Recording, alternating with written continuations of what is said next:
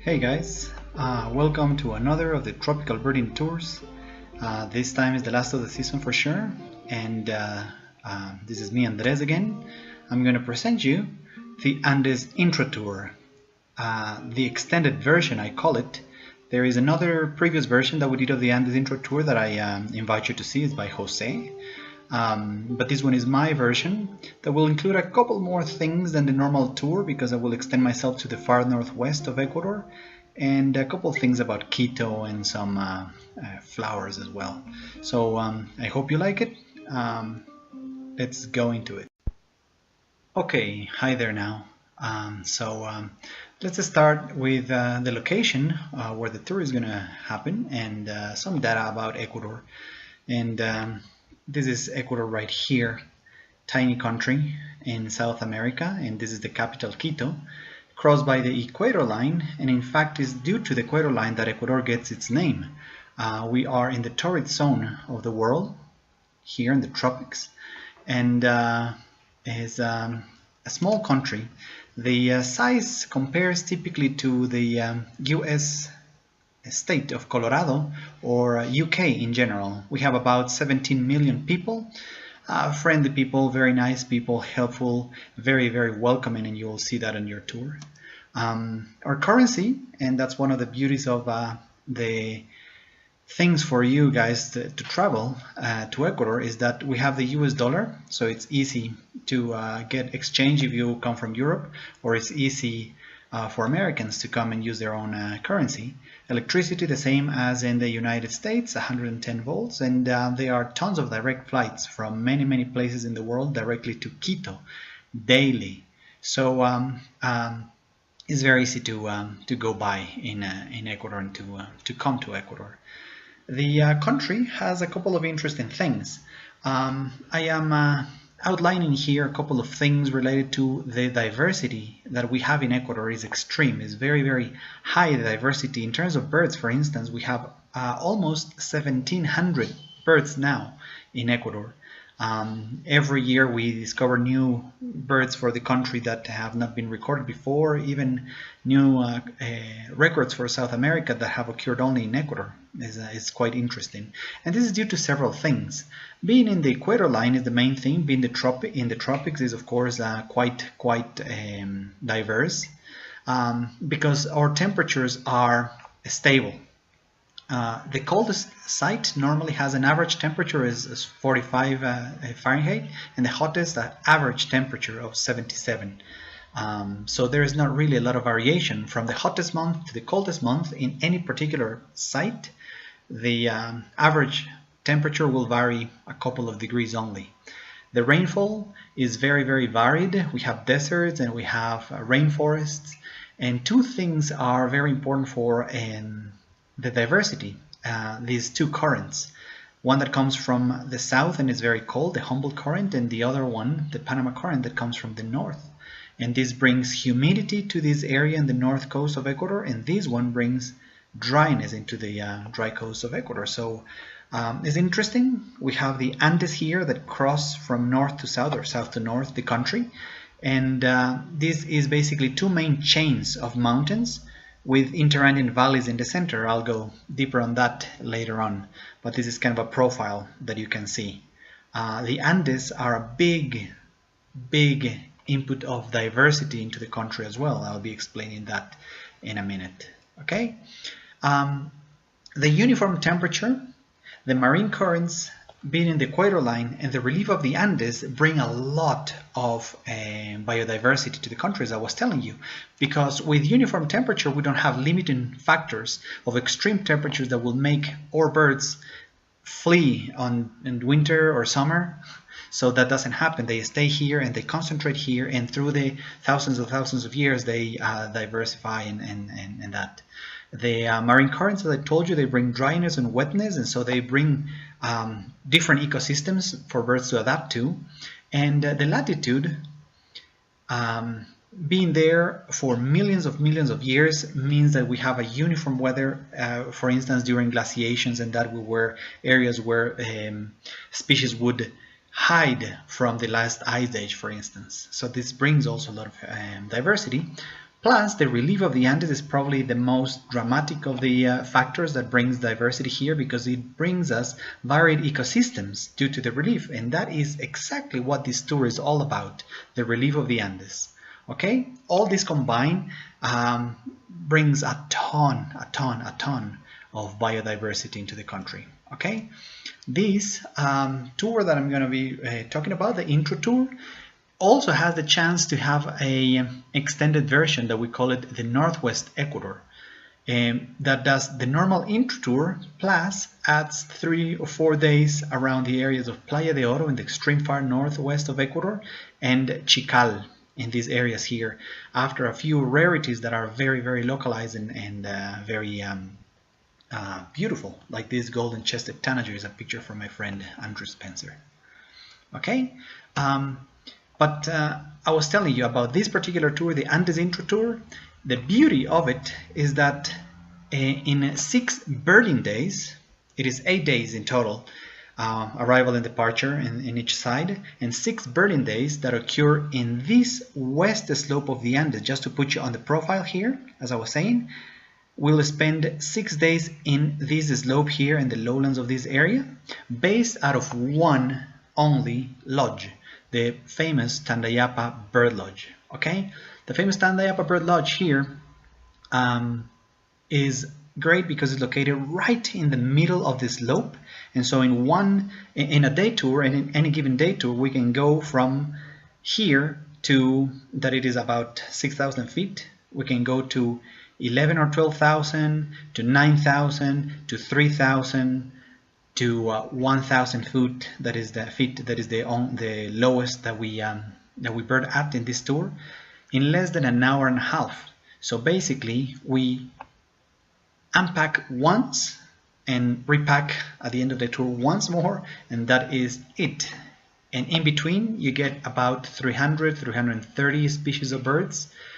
It's phenomenal, and that is being done only in this tiny region from Quito, the capital.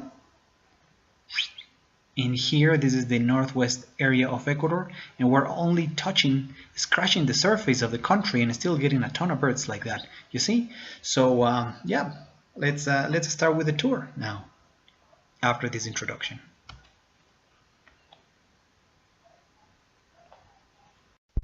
Yes, I have to add that we also have a short extension that takes us, instead of the western slope here, it takes us just briefly here for 2 days into the high Andes of the north part of the country and the upper cloud forest in the east side of the Andes. So technically you will be in the Amazon for a couple days as well. Okay, and this map here, and I'll be using it quite a little bit so that I can show you where we will be locating, where we will be birding at. Comes from my book that I published a couple years ago. I wrote it and invite you to check it out on Amazon as well if you want. There's a couple of pages in where I explain a few things about the diversity and the rainfall, and a couple of the plates inside, because it has mammals, reptiles, amphibians, and of course birds, but not all the birds, just the most common birds that any naturalist visitor, is not for bird watchers necessarily, will see during a visit to Ecuador. Okay, so let's start, and we'll start now with the city of Quito, where the tour starts and ends. Quito is a beautiful city. It's located at 9,000 feet, 2,800 meters above sea level, and it is surrounded by a lot of volcanoes and beautiful landscapes. This is a picture taken from my house of the Cayambe volcano here, 5,800 meters of elevation almost. And this is another of the volcanoes that I have from my house that I can see every day when there's no clouds, of course. This is the Cotopaxi volcano, just a bit higher than the previous one even. And this is the Pichincha volcano. Is a picture taken from, going to my house back from the tour, in fact. And we bird around these areas at some point during the tour. Okay, so that gives you a little bit of an example of what Quito is. It's famous for being located in the equator line, and there is a monument to it in this tour we'll be crossing the equator line some 20 times, probably more. I don't know, quite a bit. It actually snakes around the equator line.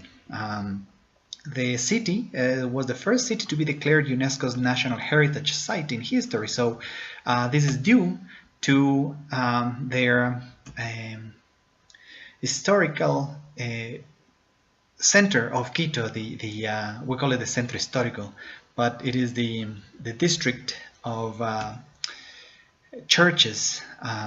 These all churches are located in the same street, about 7 of those.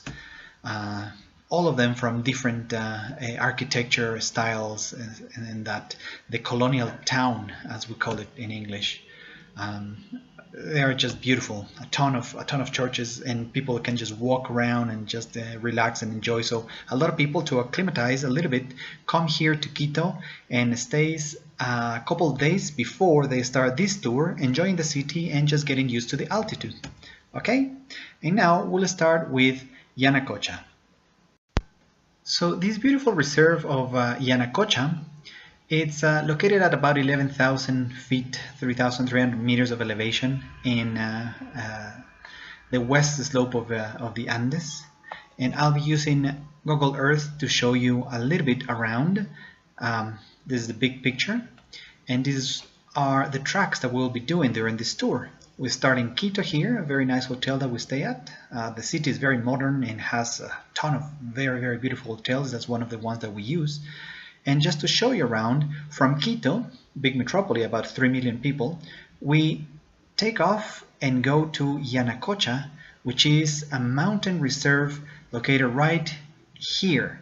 So going back to the relief, we will be birding for the first morning around here. That's enough to get a lot of birds from this elevation. And to tell you, this tour is interesting because the birds cannot distribute in elevation or altitudinal belts. Okay, so there is birds here that are not present anywhere else in the slope, birds here that are not present anywhere else in the slope, and the same with every altitudinal belt. And that's what we will be doing in this tour. And we'll start with the highest the first day, and progressively we'll be moving down through the days in this particular tour. Okay, so in Yanacocha, we go through some beautiful landscapes. Oof. It's truly magnific. This is another view of the same Cayambe volcano that I was showing you before. This is on the way to Yanacocha. And this is the reserve itself. It's just phenomenal. You're birding here. This mountain forest is just phenomenal. It's difficult to really focus on the birds when you have views like this. Really, just astonishing. You want to stop every time to take some pictures on the way, but we kind of have to make it quickly before the birds stop being very responsive. And then we can go to this reserve that it is beautiful. It holds a great amount of these colorful mountain tanagers, like black-chested mountain tanagers. This is the case of that one. Hooded mountain tanager, scarlet-bellied mountain tanager, for instance, or buff-breasted mountain tanagers. All those are just incredible. I'll be showing you a hooded mountain tanager later on. I didn't put a picture of that one here. And golden-crested tanagers are amongst the coolest of the tanagers in the area. And that's a cool thing about this place. You just bump into flocks. You can walk for 20, 30 an hour, not hearing or seeing much, and then out of the sudden, you get all these tanagers in one flock. Also, the people from Yanacocha, in the reserve, they have put some feeders, and you can get these brush finches that are really cool. Rufous-naped or yellow-breasted, called like that, and this gray-browed yellow finch here. Sometimes they fight for some bananas. The feeders also bring nectar eaters, like this guy here, that it is a flower parasite, masked flower piercer, together with glossy flower piercers that we see in this area. They parasite flowers and they get the nectar without pollinating the flowers, which is not the case for the hummingbirds that are also very famous in this reserve here. This is a golden-breasted puffleg, yeah, this is a velvet breast, a beautiful mountain velvet breast female. Uh, it used to be in the feeders quite a bit, this rainbow bearded thornbill, but lately has been absent from the feeders. I don't know why. Another of the pufflegs here, the sapphire-vented puffleg, is probably the most common. And the rarest I don't have a picture of is the black-breasted puffleg, which is very, very, very range restricted and very, very rare, endangered. And we eventually, if you are extremely lucky, can see it in this reserve during one of these tours. Yeah. The most common, probably, in this reserve is the shining sunbeam, one of the coolest names of all the hummingbirds in the world, I have to say. I love it. There's another picture of it. You will see that in this particular tour, it's also an extended version because I have so many pictures, because I have done this tour so many times that I have 2 or 3 pictures of some birds sometimes, so I hope you enjoy it. 3, as you can see. But this is the coolest one. This is the one that when people ask at the beginning of the tour, we're just riding the bus and they tell me, are we gonna see a swordbill hummingbird? And I said, no. But yeah, you will. No, this is a really cool bird. It's one of the best birds in the world for sure, swordbill hummingbird. Oof, what a beast. And then we go for other things that can be found here and there in the reserve. We basically walk about 3 miles that morning. It's kind of exhausting, but it is the most demanding of the activities that we'll do on this tour, looking for things like this barred fruit eater, and we can bump into crowned chat tyrants or spectacled white starts. And eventually these tyrants are also really cool, the strict-necked bush tyrant and white-banded tyrannulettes. If you're lucky, you can see anpitas here. This is a really tough one, a chestnut named anpita. They are feeding that one in a particular spot at times, so we might eventually go there if people really want to go get that one. But Rufus anpita is probably most likely to be seen in the reserve. And we basically have 2 diurnal, or well, semi-diurnal owls, the Andean pygmy owl that occurs here during the day, and it's not really a diurnal owl or semi-diurnal, but white-throated screech owl has been seen or tends to be around here during the day as well. It's just a beautiful bird. So after this morning spent here in Yanacocha, we move on and go down the slope. Okay? So after a superb morning in this reserve, we move down the slope. So what we will be doing is progressively go down in the afternoon through this slope here, and moving down towards Tandayapa Bird Lodge. You see, we go through these quite winding roads, and then we go into some beautiful cloud forest here. It's just precious. It's just beautiful, and stay here in Tandayapa Bird Lodge, which is going to be our base to explore in the rest of the days the whole region here. Okay, so this is the Tandayapa Bird Lodge in here. Let me show you a little bit about it. This is our last tour. The participants from our last tour in Tandayapa, they were very happy. This is taken the day we left, so you can see this is not taken the day they came in, but the day they left. So still some smiles. It shows I did something good there. Good job, I guess. And this is the staff. Very nice staff. We have them for 16 years or so. This is Richard here, Angel, Rosita. This is a client of ours, a good friend of ours that visited there for their 2nd or 3rd time. A very nice lady. We're missing another one. Isabel is supposed to be in this picture as well, but she's not. I'm taking her place there.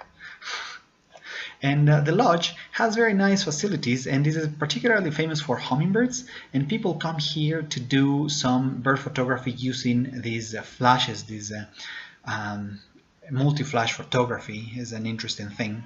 And also we spend just time around the lodge and have several things that help us taking pictures of the birds. We have a moth trap, and we have some feeders, and we have a bunch of stuff there.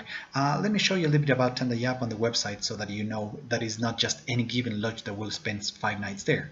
We spend 5 nights there in a very nice lodge. So this is Tandayapa Bird Lodge.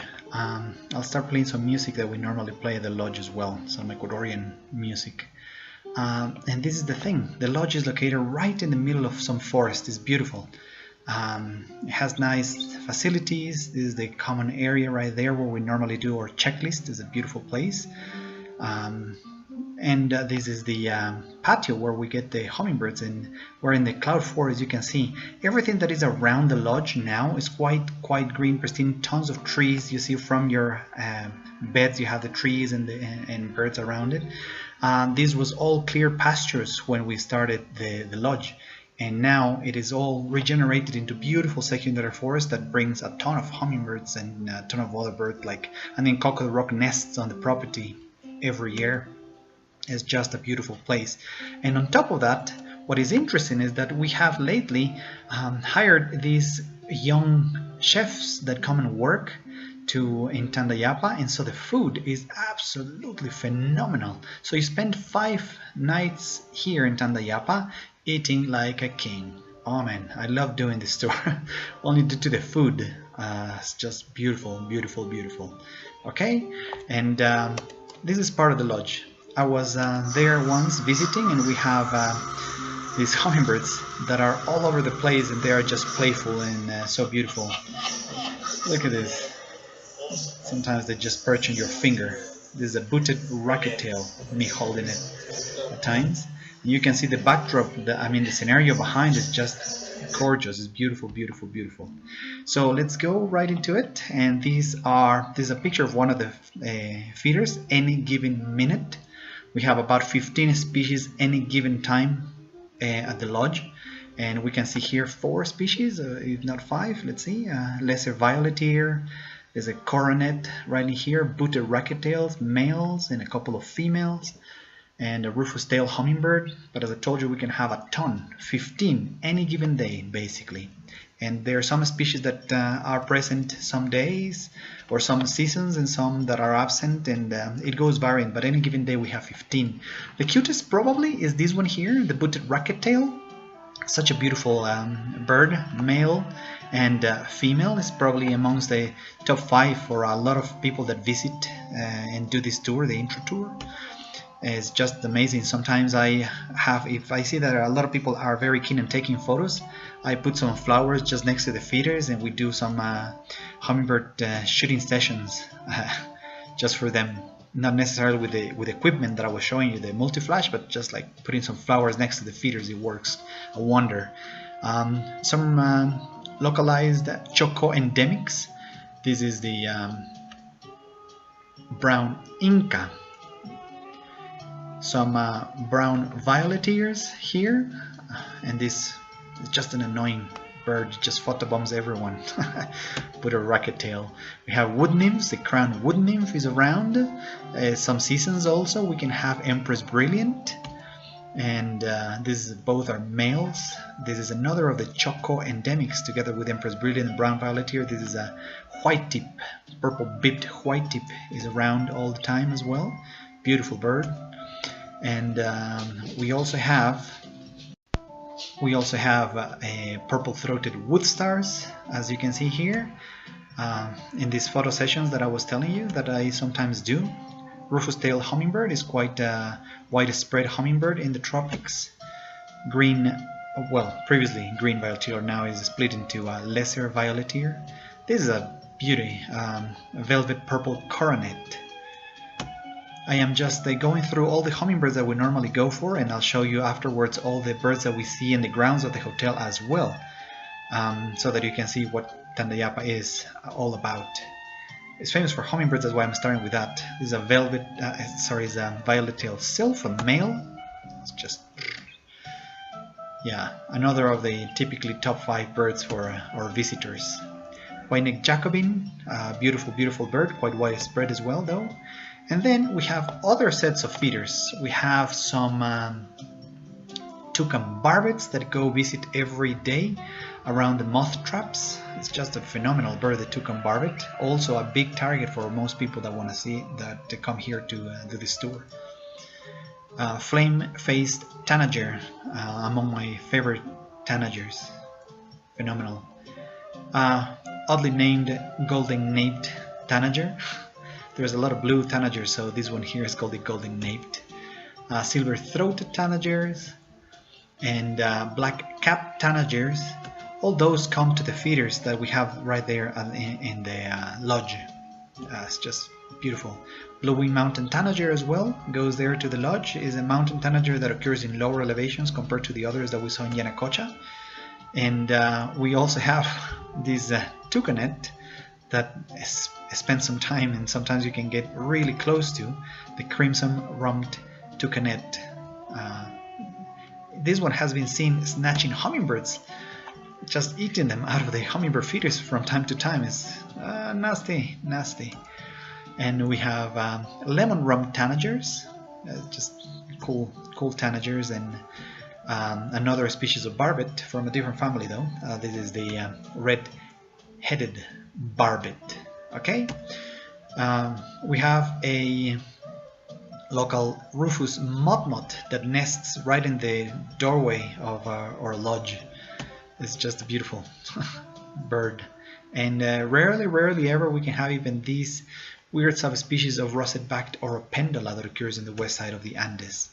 Plus, not only birds attract or feeders attract, but also things like a kinkajou by night. I have seen four-eyed opossums. I have seen this olingo, and even tyras.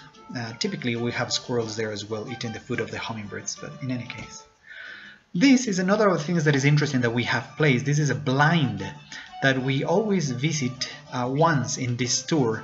Early in the morning, before breakfast, we go for it. And this is a nice setting where we put a moth trap there, and we are all sitting inside. So the birds don't really see us, but we do see them.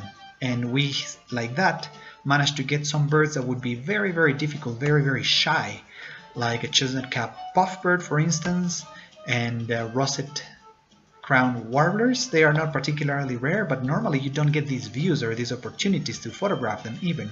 This is with the light of the moth trap only, early in the day. We also have from time to time a scaled antpitta, which is a difficult antpitta to get, and we sometimes get it in this blind. We put some worms for it there, and some months a year it comes in. Another warbler that occurs here in this blind is this three-striped warbler, just devouring there a moth. And lastly, we have this cool immaculate, it used to be called, now called Zeledon's antbird. This is male. Oh, another one, uniform antrike, also comes here. There's about 15 species that we can see in this blind. Not all of them every time we visit, but it varies from season to season. And white-throated quail dove also shows up at the blind there. Just a cool bird. So in the blind area, not attracted by the blind particularly, we sometimes get this mottled owl, and even Colombian screech owl tends to show up in there. Okay. So afterwards, after being at the lodge and being just mind blown by all the birds that we can just see around the lodge itself, we take a walk, and one of the day tours that we do is just around the Tandayapa Valley. And we find in here in the lower Tandayapa Valley a bunch of these iconic birds of the cloud forest. And this is the famous Andean cock of the rock, but it's not famous because of the female. This is the female. It's famous because of the male. Okay, there's a lake around there, and we see it all the time. We have some rare birds also, like beautiful jay is one of the famous birds that occur in the Tandayapa Valley. And sometimes the rare black and chestnut eagle can show up there in the lower valley. And the cloud forest pygmy owl is actually a juvenile of a cloud forest pygmy owl that occurs in the valley as well. It's famous for two species of quetzals. This is the rarest one, crested quetzal, a picture from my colleague Nick Athanas. And this is the golden-headed quetzal. Okay, another of the iconic birds, and amongst the favorite birds of people after the tour, is this lyre-tailed nightjar.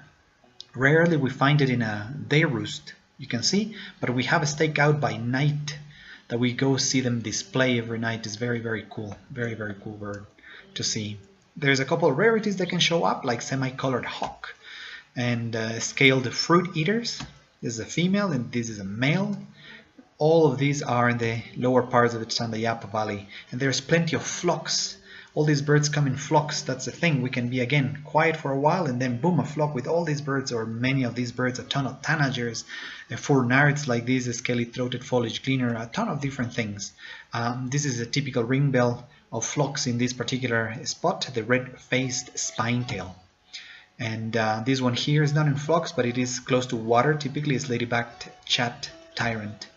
A couple hummingbirds don't go to feeders because they have different feeding strategies and they don't like feeders too much. This is a dagger-billed, called now Choco dagger-billed, previously called wedge-billed hummingbird. It is a flower parasite. It pierces the base of the flower, gets the nectar, doesn't pollinate. Sneaky. And this one doesn't like feeders too much. Sometimes it does, but for the most part it doesn't. It's a tawny-bellied hermit, can be found in the forest. Okay, tricolored brush finches are amongst the flock birds that we can see there. That's one of the beautiful things about this. You can just be walking there and boom, all of a sudden 20-25 species flock. Another of the ringbills of flocks. This is the white-tailed tyrannulet. There is a river that crosses right there, the Alambi River and the Tandayapa River before, that can hold white-capped dippers. And this is a very, very nice bird. I was lucky with this one to take a picture once in the Tandayapa Valley. It's just a cool bird. Slow shutter speed, nice effect on the water. And the water also can hold the cool torrent duck. Female, this one, the previous was a male. Just a beautiful bird. And then we move up the valley and bird another area that only like 2,000 feet of elevation difference makes a big difference in terms of wildlife. So the upper Tandayapa Valley, it is dominated by bamboo, and it is just very, very nice. And it is the very only place in which we can actually see the very rare and range-restricted tanager finch in Ecuador. This is it. It's a beautiful, beautiful bird. Check out the distribution in Ecuador. It's a nothing spot on the map. And the area is very dense in bamboo, and that is really good for this bird here, the ocellated tapaculo, normally very, very difficult to see. And another of the targets of the upper Tandayapa Valley is the plate-billed mountain toucan, another of the top 5 birds. I'm going to do a 10-bird top 5, I think, by the end of this tour. This is just a cool bird, and this is why it is called a plate-billed mountain toucan. Look at this, these are the plates. You see? Lucky shot, this one I got. There are a couple of hummingbirds that are only in the upper valley in this tour, so we go for them, like colored Inca and gorgeted wood star. Okay, so this adds quite a bit to a tour that will end up with over 30 species of hummingbirds, close to 40 species of hummingbirds in the tour. And then there is a couple of tanagers that move in flocks that are only up here for this tour, and we go for them, like capped conebill. This is a male. Grass green tanager is one of the cool things that we try to find in the upper valley. That's a beautiful bird. And hooded mountain tanager, another of the mountain tanagers. You see all these just 2,000 feet lower, we don't see them. Barrel spangled tanager is among the smaller of the tanagers because the previous tanagers were really big. So yeah, the bamboo holds a few species that are bamboo specialists, like blushcap, or like this plain-tailed wren, or this long-tailed antbird, now called streak-headed antbird, and the striped tree hunters. They are all in bamboo specialized. Okay, there's a couple of species of woodpeckers that are here in the upper valley, better than in other parts of the valley, like the crimson mantled woodpecker. It's a beautiful bird, this one very striking. And the hulking, powerful woodpecker. This is a female, I love it, with a black crest. And this is the male of the same powerful, but the female, I don't know, it just nicer looking to me. This is a ringbill of flocks typically. This is a cinnamon flycatcher. Whenever I hear one, I kind of rush to where it is so that I can see if there's a flock going on with that one. And we typically have around the flocks this green and black fruit eater. Masked trogons are amongst the coolest birds that we can see in this forest as well. This is the female, the previous was the male. This is another picture of the male. I was saying that I have done this tour so many times, I have plenty of pictures of a lot of these birds. A couple of tyrants that are occurring here also. Yellow-bellied chat tyrant, and this is one of my favorites, is a rufous-headed pygmy tyrant. Such a cool bird, such a cool bird. Okay. This is one very, very obscure, the streak-necked flycatcher. It's a lot of fruit for a flycatcher. It's quite interesting. And turquoise jays are in the upper valley that don't occur lower down in the valley. Another day, after being in the Tandayapa Valley for quite a bit, so put you on the map, the Tandayapa bird lodge is here, and the lower parts we bird around these areas here, and the upper parts is here, the upper Tandayapa Valley. So we do this one day the lower, one day the upper, and then one of the days that we visit other spots that we take the car and leave quite early and do a full day long is in the area of Mashpee. So we take the car and we do this right here, and we drop in elevation some 3,000 feet more or less, and we spend time in Mashpee area, in the Mashpee-Amagusa area. This is the foothills already. To put you on the context here, we're talking about, summarizing, Quito, Yanacocha, Tandayapa right here, and now we're going to Mashpee, which is right in the foothills, kind of at the base of the Andes, but not quite in the lowlands yet. Okay, so this is where we will be when we're talking about the Mashpee area. And this is very, very famous for rarities and very, very localized birds like the Choco vireo. A nice picture from my colleague Jose. Never managed a picture like this. Jose is just lucky. Doesn't have talent, it's just pure luck, this guy. Now he's amazing. Also from Jose, this is a black solitaire. Another of the rare, localized, difficult birds. And this is my picture, happily. This is an orange-breasted fruit eater, which is quite rare elsewhere, but in Mashpee it is fairly common, so it's great to go for that one. This is a male, okay? Female is a bit more obscured, all green and a little bit of yellow there, but this is a striking male. All these rare birds, like this subspecies of buffy tufted chick that we call it Pacific tufted chick, can be found here. This is a rose-faced parrot, a very rare one, and this particular, a very wet one. Another of the weird South American birds, the solitaire, rufous brown solitaire, that has a very patchy distribution in South America, kind of a weird bird, really very rare and rarely ever seen even in Mashpee. And a uniform tree hunter, another of the rare Choco endemics. Okay, even I have seen there the black and white hawk eagle, which is very rare for northwest Ecuador. It is widely distributed, but it's quite rare for these areas. I've seen it in Mashpee. And then, happily, there's a reserve there that is owned by a local person called Sergio, which is called the Amagusa Reserve, that has these feeders that are superb, attracting some of the rarest and some of the most difficult birds, like the toucan barbet that you saw there is not that rare, but black chin mountain tanager at this distance is quite difficult, and he has it there. It's a beautiful, beautiful bird. This is the mountain tanager that reaches the lowest in elevation. And then flame-faced tanager again, because you cannot get tired of flame-faced tanagers. And this one is a cool one, eh? Glistening green tanager, Choco endemic. I'll be explaining about the Choco in a minute when we go through that. And a golden colored honey creeper, which in the northwest of Ecuador is quite rare. It goes to feeders there, and we manage these pictures, eh? Another of the Choco endemic birds is the moss-backed tanager, this one here. Rufous-throated tanager, a near endemic to the Choco. Beautiful, beautiful bird. You can see that one shouting at us. Actually, he's eating a bit of banana there.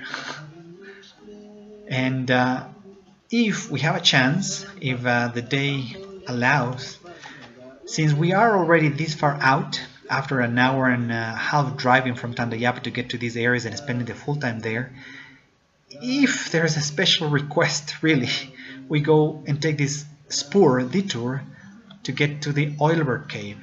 And this is the oilbird, a very, very weird bird. This cave is quite accessible, quite nice, and it'll give you a chance to see these alien looking birds. This normal, we don't do it in the Andes intro tour, and this is again the extended version, so don't get your hopes up there. But yeah, this is the best eyes in the nature in terms of collecting light. Okay, and it is called oilbird because the chicks of this bird are fed with palm nuts that are very oily, and they get fat because they don't fly yet. And people have boiled them in the past in some communities, and they get the oil to use for lamps and stuff. That's why it's called the oilbird. And then I'll be explaining to you why this is called the Choco region. Okay, this particular region, and I was explaining to you that it is humid in the north part of Ecuador, the northwest part of Ecuador, due to the current of Panama. It's called the Choco. It is shared between Ecuador and Colombia, a bit in the extreme west of Panama, extreme east of Panama, sorry. And this area, very, very humid, is a highly endemic area. This means that there's a ton of birds that are unique to there. And in part it's because of all the humidity and the vegetable formations there. This is the cloud forest. It's just very, very beautiful. We have tree ferns. And I'll be just going through some pictures of some cool shots and orchids that, and flowers in general, they have taken through the years in here. Bromeliads are typical from these areas because of the epiphytic ways they climb on top of trees, and in the slopes they can get the sun in many places. And then the orchids, like these ones, are so cool in the cloud forest of Ecuador. This is not a fern really, but kind of close to a fern, as Selaginella. And orchids. And this is a cool fern really. I was saying that another orchid, the Choco region is very, very rich in terms of flora, in terms of fauna, and we are happy to have that and be part of that with Tandayapa Bird Lodge, because this is a unique area in the world, the Choco region. Okay, some more orchids. This is actually not an orchid, just to refresh yourself from all these orchids. It's a passion flower. Such a beautiful bird. But then it's more orchids, and this is, even the nettles are these beautiful here. This is a type of nettle, yeah, don't touch it. Okay, so in another of the day tours, after heading back to Tandayapa and spending another wonderful night there with a wonderful meal, we do one day trip in which we go the farthest down here, winding roads, until this spot here, and from here on the roads, even though they look windy here, they are not. They are just flat, and they are much more straight out and much faster to go through. And we go and visit Rio Silanche Bird Sanctuary in the morning, and I tend to do the Milpe Bird Sanctuary in the foothills at the same elevation you see in as Mashpee, in the afternoon Milpe. Okay, so this, we're going to start with Rio Silanche to put you on the profile. We're going down here, 1,000 foot of elevation, and we have a complete new set of birds due to that. There's an area of the reserve that not a lot of people know, is the Rio Silanche, the river. Okay, and the people that the area that everybody knows is the Canopy Tower. We're here just at the base of this kind of short canopy tower, but it allows us to see a lot of these cool canopy birds that, let's start with tanagers, like these Dacnys, yellow-tufted Dacnys or black-faced Dacnys. They go in flocks. Amazing. Blue-necked tanager is one of those. This tower allows us to see these things. Emerald tanager is quite rare, but we get it there. Also blue-whiskered tanager, we can eventually get it there. It's a rare bird as well. Gray and gold tanager, kind of a weird name for that one, but yeah, it's a cool bird. You can see a bit of the gold here in the chest. And Gira tanager can show up in the area as well. All these occur in the canopies. This is probably my favorite of the area, the scarlet-bellied Dacnys, the male. And there's a couple more things that occur in the tanager, in the canopy, that are not tanagers, like the barred a puff bird here. It's a cool bird. A couple flycatchers also are in the canopy only, that we cannot see it if we just walk the trails. And this is a black-headed toddy flycatcher. And a ring bell for flocks. This is the brown-capped tyrannulette. Choco trogons occur there, also called black-tailed trogon. Sorry, not black-tail, blue-tailed trogons. And a couple of woodpeckers occur in the canopies here as well. Cinnamon is this one. Another type of bird, the masked titira, another canopy bird, and another of the choco endemics that we see here, these orange-fronted barbet canopies. And now, after the day has started to heat up, because this is very humid, it turns really cold, we go down to refresh ourselves and to bird the grounds. And eventually, I mean, this is very rare and there is a spot to get it, not in the reserve itself, but I'm just showing pictures of birds that are in the lower parts of the forest. Brown wood rail, a rare one, difficult. A couple of hummingbirds occur in these areas that are not in other places, like this hermit here, a striped-throated hermit, and band-tailed barb-throat. So those are all in the in the lower parts of the forest. Black-throated trogon is present in the area. Broad-billed mudmoths around. The rare crimson-bellied woodpecker can be seen in this reserve. And a tanager that belongs now to a different family of tanagers, just got split from the normal tanager family, dusky-faced tanager. All these are in the undergrowth, like this orange-billed sparrow, quite a sparrow, eh? And typically another of the typical flock birds that occur in the area is this plain brown wood creeper. And then a couple manakins occur in the lower parts of the forest. This is a white bearded manakin, and red capped manakin also can be seen in there. Ruddy-tailed flycatchers, typically with the flocks there, or sometimes with the flocks there. And this, again, is the ringbill of the flocks there. A ringbill is a bird that, whenever you hear it, you know there's a flock. So this is one in this area. So it is good to know which is the ringbill for any particular given area. Okay, this white-flanked anwren is the one for this area here.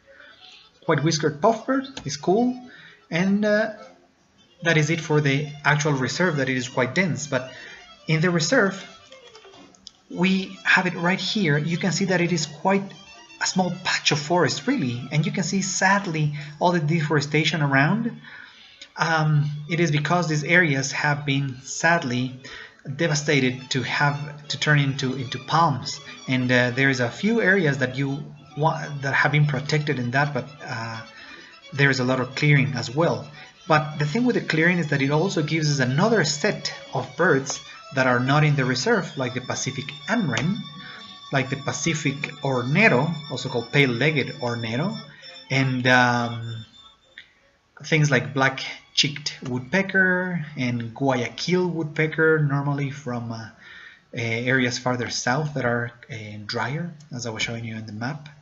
Lineated woodpeckers are here easier than in any other place of this forest. And also olivaceous piculets is a tiny woodpecker like this. No.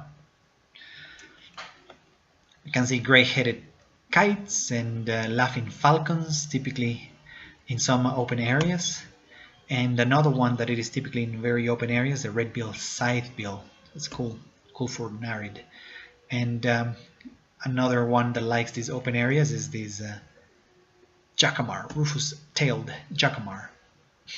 Striped cuckoo is a common cool voice in the open areas. And then we move out of the lowlands, Silanche. We backtrack. Normally we have lunch in this town of San Miguel de los Bancos, a very nice place called Mirador del Río Blanco. And we go to another reserve that protects some nice forest, but this time in the foothills. So we backtrack to foothills right here and go to Milpe. And this has a lot of the same birds that we saw already at Mashpee, but there is a couple other places that are not in Mashpee or difficult in Mashpee that you can see here, and particularly this one is the one. Clubwing manakin. It is a bird that does a weird display. It keeps the wings up for like a split second, and we only see it as if it was keeping the wings up. But what it is doing is, in super fast moving, is rubbing its wings against each other and producing a buzzing sound. So I'm gonna play for you the sound of this bird. Is really cool. Listen, this is done with the wings like that. It's very cool, eh? See? That's a really cool thing about this bird. Okay, so going back. This is the cool bird, the clubwing manakin, the main thing that we see in Milpe Cloud Forest Reserve. But there's another species of manakin that is also really cool, the golden winged manakin. And another one that I always look for in there is the spotted nightingale thrush. Beautiful voice of the forest there is very cool. And another thing that normally is there easier than in other places is this yellow colored chlorophonia.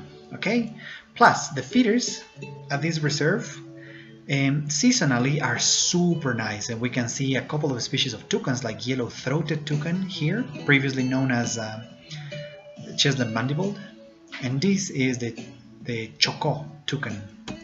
You see that it has a black mandible instead of chestnut, but it is very similar to the previous one. Chocó toucan is endemic to the Chocó, and this is a colored aracari, and a subspecies that it is called the pale mandibled aracari. All these are taken at the feeders in Milpe. Such a beautiful bird, okay? And the trails can hold a bunch of different things, and the humming feeders hold the white whiskered hermit, another of the Chocó endemics, quite a good bird, and the green thorntail. You see, there's a female and the male has this thorny tail. Very cool. And the same with the previous reserve. When we bird the road, we can have stuff like masked water tyrants that are really cool, and olive crown yellow throats, and ornate flycatchers. But the reserve got also eventually this rare umbrella bird. Such a cool bird. Okay, so we're gonna move on to another spot here. Okay, so in another of the day tours that we do from Tandayapa, we go back, let's backtrack to Tandayapa, that it is located right in here, the lodge, and we do a visit that it is quite close. You can see in terms of distance it's very close, but we have to do like a loop there because of the mountains, and visit one of the most famous spots in Ecuador called the Refugio Paz de las Aves. And it is a unique place in the world. I'll be telling you about it. This guy here changed the bird world. Is a superb person, a good friend of mine, Angel Paz. He and his brother created this reserve in order to get some income extra from what they were doing there. He's a farmer, and he started trying to see what he does to get some more money, and people advise him that if he has some good land, he could bring in some people to look for some birds, like you can see here. And he started with a cock of the rock leg, and then it escalated to something really amazing. Okay, this is his brother here, and this is his wife. The most important person, actually, because she cooks the brunch that they provide in the reserve. This guy here started this. The cock of the rock leg is quite unique. It's a beautiful bird, yes, but it is not a rare bird, and you can see cock of the rock legs in a few places. And so he was advised that in order to get something else, he should have some rare birds, and he was advised, or he was told that he has giant antpita in his property, and he said, "Oh, what is that one?" "Well, it sounds like you can hear it." "Oh yeah, no, so yeah, I've seen that bird." He says, "Okay, cool. So if you have that bird, some more people can come here." And so this guy said, "I want to make sure that people come here, so I want to make sure that they can see this bird." And he, out of the blue, started doing something amazing, that it is taming these antpitas. Okay, this giant antpita is quite a rare bird. Oh, this is what I was telling you. In this reserve, they provide this brunch. Phenomenal. me stuffing my face with an empanada. This is what I was telling you. They started with the Cock of the Rock leg. Okay, this is a short footage of the Cock of the Rock that I did in his reserve. Superb, superb bird. Very funky sound. They do this every day, this display. But as I was telling you, this display and these bird can be seen easily, but the giant amphitta, no, that one was a completely rarity, as a big rarity, very difficult to get, not as bright as this one, but nobody knew of a nest of this bird until 2006 or 2007 that he found the first nest, for instance. And he started habituating the giant amphitta to come exposed in front of visitors. And how he did it was starting feeding it. So amphitas, you know, are these very difficult birds to see, and shy, super shy. But he didn't have the perspective of a ornithologist or a bird guy, like, oh, quiet, there's a giant amphitta calling, so just be careful and don't move, don't move, and we'll probably see this bird. This guy says, well, it kind of looks like a chicken, and I'm gonna feed it. I mean, my chickens come out to me when I feed them. So he started doing this thing, just a complete different approach, and he started feeding it. And so he invited afterwards a couple of guides, and he said, well, I have this Cock of the Rock leg, but I have this friend of mine, come see it. And out of the blue, he pops out a amphitta into the trail, a giant amphitta. And so the visitors went like, whoa. And he calls it Maria. So normally you go very quiet to see this bird, but this guy was like, Maria, Maria, venga, venga, venga. And boom, giant amphitta comes. People were just, wow, if you can do this with the giant amphitta. I heard also that you have a mustached amphitta in your property. You can do that. Oh, what's the sound of a mustached amphitta? Oh, cool. So you can actually have that one as well. 2 weeks later you go, and he goes, Susan, Susan, boom, mustached amphitta, and he feeds it worms. All these are super rare birds, eh? 2 weeks after, you go, well, you should have also yellow-breasted. I heard it. I've heard that. Yeah, I get it. 2 weeks later, you go, Willy, Willy. It goes yellow-breasted amphitta out. And then he goes, well, I heard you also have this one other. This is a ochre-breasted amphitta. Probably you managed, but it's a tiny garalicuda. It's kind of difficult to get. Oh, I'll get it. Don't worry. So 2 weeks later, you go, and this guy's got Shakira. And goes, Shakira, Shakira, venga, venga. And why is it called Shakira, this amphitta? Is because Shakira actually dances. This is kind of a weird looking video, but you see how it shakes its butt, one side and the other. This is the good thing about this amphitta. And then the last addition to amphitas was Andrea. So this place is just incredible. Okay, so through the years he has been building up this list of birds, or these birds, and you go there and see up to 5 species of amphitta in one day. And from here, a lot of people have copied that technique, and you have the Hokotoco amphitta, and you have a lot of amphitas in Colombia, and you have a lot of even pittas in Thailand that people do this too. And but all came from this man, Angel Paz. He also starts feeding wood quails that are super rare. I've never seen really this particular species in the wild by myself. Super difficult, and now this guy has it there, dark-backed wood quail, and sometimes also even anthrushes. You see? So this brought a new spectrum of birding to the world. This is the place you wanna visit. Okay, after we go for the empanada, after the brunch that we do in this reserve, I mean, if it is not enough all the wonderful birds, they also give us this brunch that is superb. We finish the day back to Quito, because normally this is the last day. After 6 days that I have told you about, we go back to Quito, and we bird in the afternoon in Calacali, in this region right in here. And this is a complete different ecosystem. Look, it's dry. So this is scrub, high Andes scrub, kind of desertic with cacti and stuff, and we managed to get there a couple of things that we don't see in the rest of the tour, like golden grosbeak or hooded seaskins, sometimes these violet-ear, sparkling, band-tailed seed-eater, and band-tailed sierra finch, and like that, Cinere's conebill, and also this is a cool one. I love this one.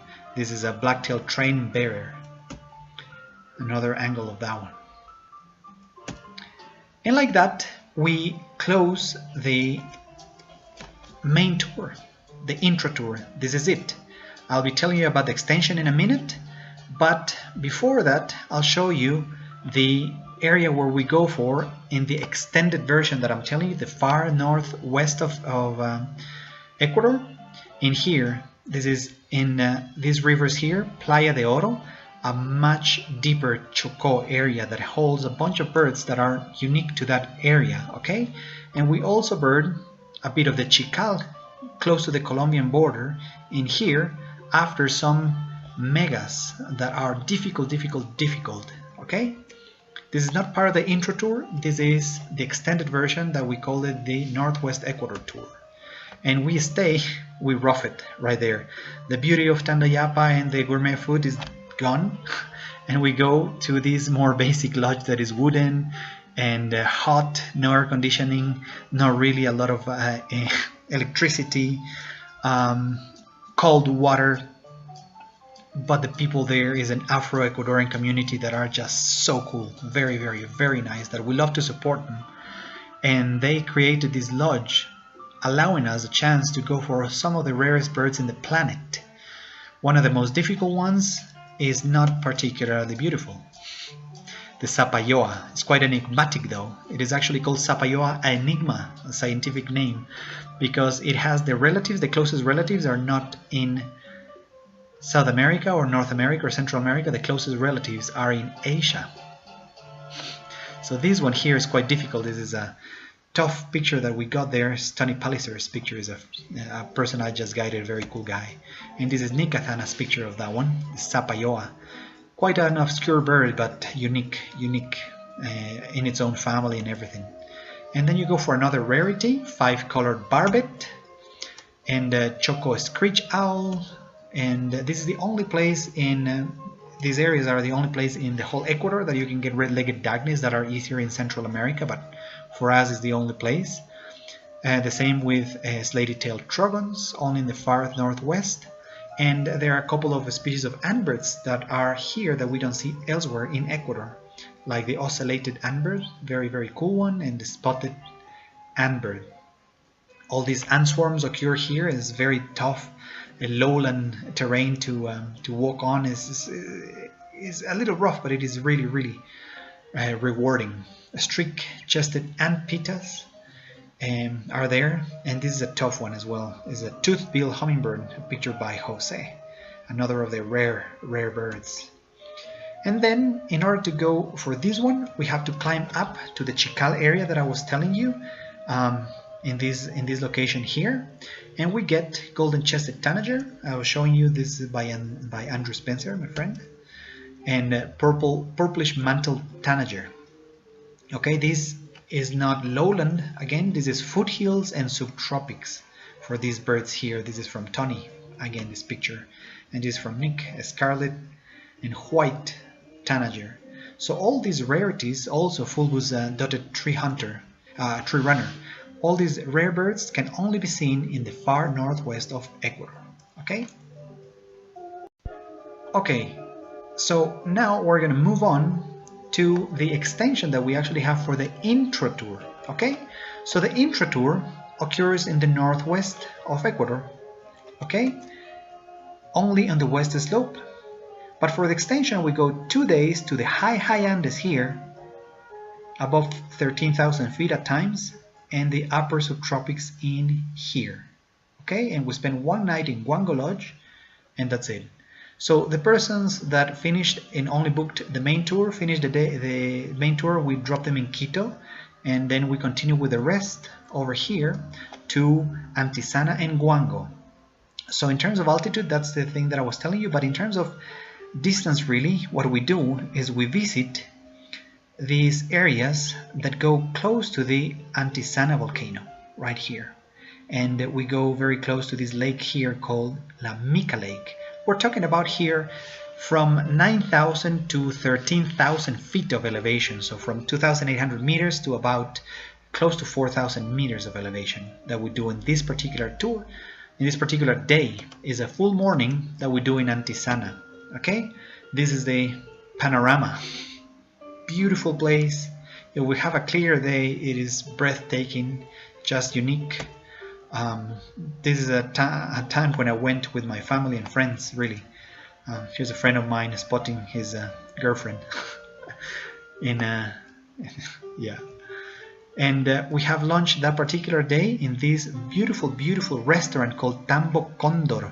The owner is a local that monitorizes the condors that nest in these cliffs that you can see right in here. Okay, it's a beautiful, beautiful place, and the place is just very nice. And this is the coolest picture on this entire tour. Is me with my daughter, Sarah, in the restaurant that also provides sometimes horseback riding for people that visit there daily. But you have the backdrop, condors flying behind you. Unique place, eh?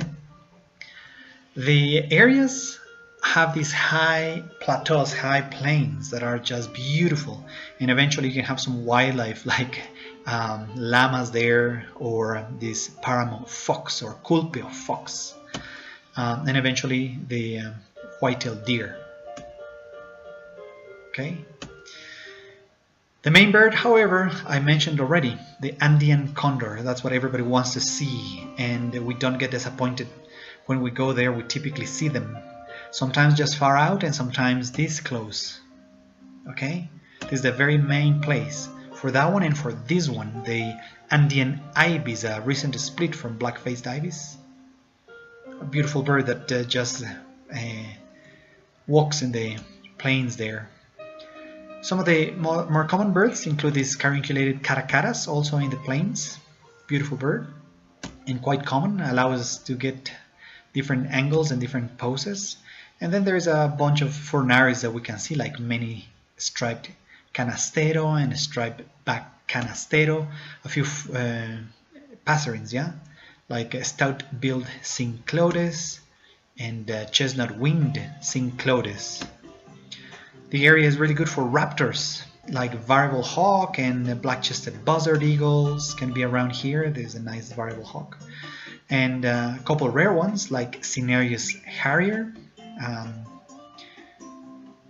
Very, very cool bird. And we have a couple hummingbirds that are only in these areas, much higher up than in Yanacocha, for instance, like the Ecuadorian hill star. This is a young bird. And we have the best chances to get this guy here, the giant hummingbird. This is a GIF that I did taking pictures with 60 frames per second with my Olympus. It's just a phenomenal camera. Yeah, this is it. So this is a sparkling violet ear, and this is a giant hummingbird. Sparkling violet ear, just to put you on a reference, is probably twice the size of your ruby-throated hummingbird for the people in the US. So you can see the proportion in size, eh? Giant hummingbird. It is quite giant. And we have a couple other passerines like brown-backed chat tyrants and paramount pipits are cool birds to see in these plains, in these open areas, and a couple finches like Plumbeo Sierra finch. And as I was telling you, there is a lake there in which we can get some waterfowl and some other things like grebes, like silvery grebe. We can get Andean duck, Andean teal, yellow-billed pintail, a bunch of stuff in that area. Okay, and then also a couple of antpitas. Tawny antpita is one of those. This is a young one. It's a cool bird, young tawny antpita. We finished that day after having lunch in that cool restaurant that is located right in here. We have to do a long drive, and we go back here into the Papayacta Pass. If the weather is fair, I bird the Tandayapa Pass in that afternoon, but if not, we just go directly down to Guango Lodge in here. So basically we move to the other side of the Antisana volcano, you can see here, into the subtropics. You can see that this is forest right here. You see? It is at about 8,000 feet of elevation, Guango Lodge. And Guango is famous for the hummingbirds, and we have a few new ones for the touring here, like chestnut-breasted coronet. Colored Inca is famous in Guango as well, even though we have seen it. We may have missed it before, but this is a good place for that one. And another sylph, the violet-tailed sylph. A rare one that sometimes we can see there, avocet bill. It's called mountain avocet bill. And again, we have a chance for this swordbill in case we have missed it in Yanacocha, which is difficult, but it has happened. Another of the specialties on the east slope only is this tourmaline sun angel. And the white-bellied woodstar is also here, much easier than in any other place. Okay? And then we bird the trails around Guango Lodge that have very nice forests, getting some difficult birds like this dusky piha and gray-breasted mountain toucan, which is a superb bird. And there is a chance to see the Inca jay, a subspecies of the green jay that is typically around Guango. Some bamboo there also brings rufous-headed pygmy tyrant, or toddy flycatcher, sorry. And the Guango River is the famous spot to get torrent duck. This is the male, and these are a couple of chicks, a couple of juvies of the torrent duck. If we haven't seen it in Tandayapa, this is the place. The same, obviously, with the dipper here. And then the very last day of the tour, I tend to go from Guango Lodge and I bird the area of Papayacta, which again goes really high up, and this is the highest that we're gonna get, to 14,000 plus feet. Okay, because there is a couple of birds that occur here that don't occur elsewhere. This is a nice panoramic view of the Tandayapa, of the Papayacta area, and this is one of the things that we tried to get there.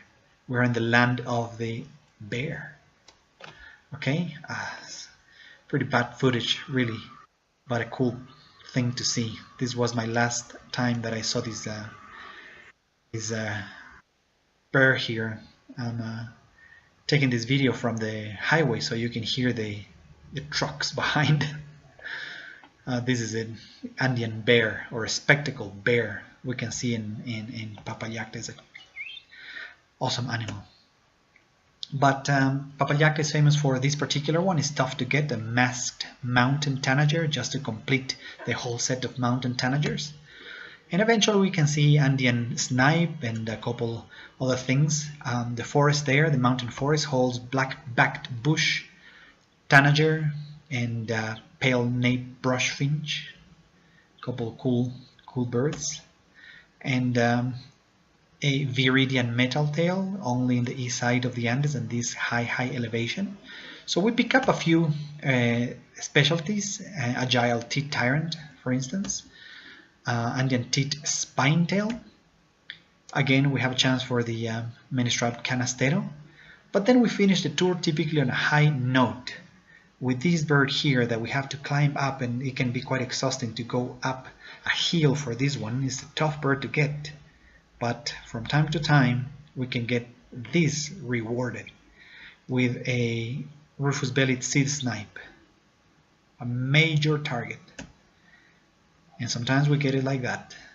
Okay, so finish up the day the tour in a high note, and this is it, guys. I hope you have enjoyed this intro tour, or main and best selling tour in the company. We run it 3 or 4 times a year, and many times also 3 or 4 times more as custom tours. So I hope you enjoy it, and I hope you liked it. And yeah, so if you liked this video, please don't forget to go down in the comments in the YouTube video. You can see the link to PayPal to support your guides. Please do that, and remember that I invite you to watch other tours that I have done, like the Pantanal in Brazil, or the Warbler tour in the US, the Galapagos in Ecuador, Southeast Brazil, an amazing tour for tanagers, Northwest Argentina, which is superb, Belize with this weird ocellated turkey, and southern Ecuador, which is a superb bird for rarities and other things. Okay, so thanks for watching, and keep tuned for the next season of Tropical Birding Virtual Tours. Don't forget, as I told you, to help all our guides through this COVID time with your donations. Remember, Charlie, Ben, Sam, Jose, Pablo, and I have put a lot of effort on this for entertaining you, and I hope we did. Thank you, guys.